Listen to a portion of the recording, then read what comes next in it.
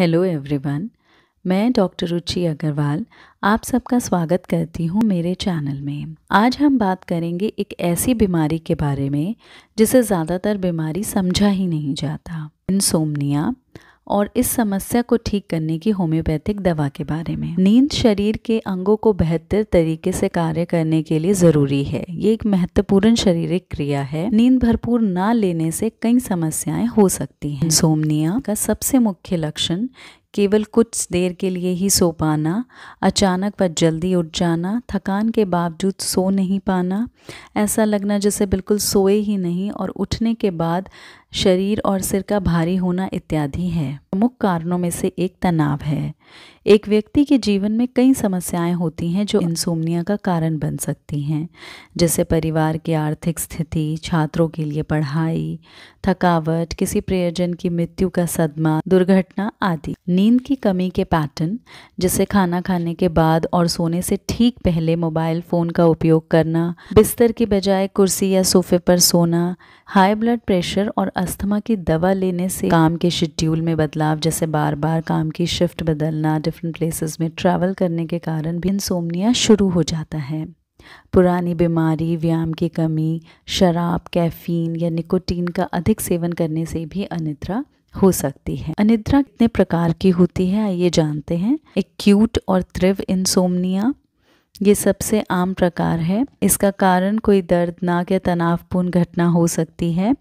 ये कुछ दिनों से लेकर कुछ महीनों तक रहता है और फिर ठीक हो जाता है। पुरानी या क्रॉनिक इंसोम्निया या अनिद्रा, इसे सप्ताह में कम से कम 3 दिन या 1 महीने तक चलने वाली नींद की समस्या के रूप में डिफाइन किया जा सकता है।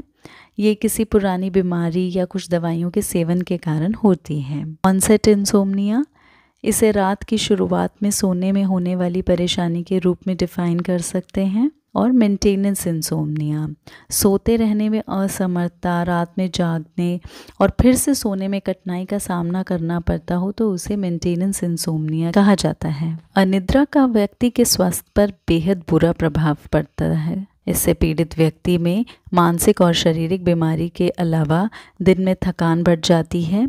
व्यक्ति के व्यक्तित्व में भी महत्वपूर्ण परिवर्तन आता है। नींद न आने के कारण व्यक्ति चिड़चिड़ा, चिंतित और तनावग्रस्त रहने लगता है, जिससे उसके कार्य प्रदर्शन और जीवन की गुणवत्ता खत्म होने लगती है। नींद न आने की बीमारी का इलाज रोगी की स्थिति के आधार पर किया जाता है। इसके इलाज के लिए सबसे पहले सोने का समय और दैनिक आदतों में बदलाव किया जाना चाहिए, जिससे उचित नींद लेने में मदद मिल सके। जैसे सकारात्मक सोच रखें, नींद की दिनचर्या का पालन करें, नियमित व्यायाम करें, सोने से पहले कुछ देर बेड पर आराम करें, भारी भोजन सोने से पहले ना करें, कैफीन, धूम्रपान का सेवन करने से बचें इत्यादि। इनके बावजूद भी अगर नींद ना आने की वजह से व्यक्ति के काम और उसकी हेल्थ पर प्रभाव पड़ रहा है तो मेडिकल मैनेजमेंट की ज़रूरत होती है। होम्योपैथिक मेडिसिन से इंसोम्निया का इफ़ेक्टिवली ट्रीटमेंट किया जा सकता है, क्योंकि इन्हें लेना आसान होता है और क्योंकि ये नेचुरल सब्सटेंसेस से बनती हैं तो इनके कोई साइड इफ़ेक्ट्स भी नहीं होते। अनिद्रा के लिए सबसे टॉप होम्योपैथिक मेडिसिन है कालीफॉस, अगर अनिद्रा तनाव और चिंता के कारण हो रही है। इसके लक्षण हैं: रोगी नींद के दौरान बेचैन रहता है, अत्यधिक जमाई लेता है और सोने में असमर्थ होता है। अगर लगातार विचारों के कारण अनिद्रा हो रही है तो कॉफ़ी या क्रूडा मेडिसिन इंडिकेट करती है। इसके लक्षण हैं: नींद में जल्दी उठना, मुश्किल के साथ फिर से सो पाना, अधिक सपने देखने के चक्कर में भी नींद डिस्टर्ब होने लगती है। अगर दुख और अवसाद के कारण अनिद्रा हो रही है तो इग्निशिया अमारा मेडिसिन इंडिकेट करती है।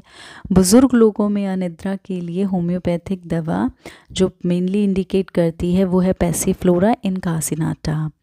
व्यक्ति रात में जागता और बेचैन रहता है। अनिद्रा के साथ मानसिक चिंता भी हो सकती है। इनके अलावा रिक्विका नंबर 14 R14 भी अनिद्रा तथा नींद से उत्पन्न होने वाली अनेक प्रॉब्लम्स, जैसे हल्की नींद, सुबह के समय आलस, सारा दिन बनी रहने वाली बेचैनी के लिए काफ़ी अच्छी मेडिसिन है।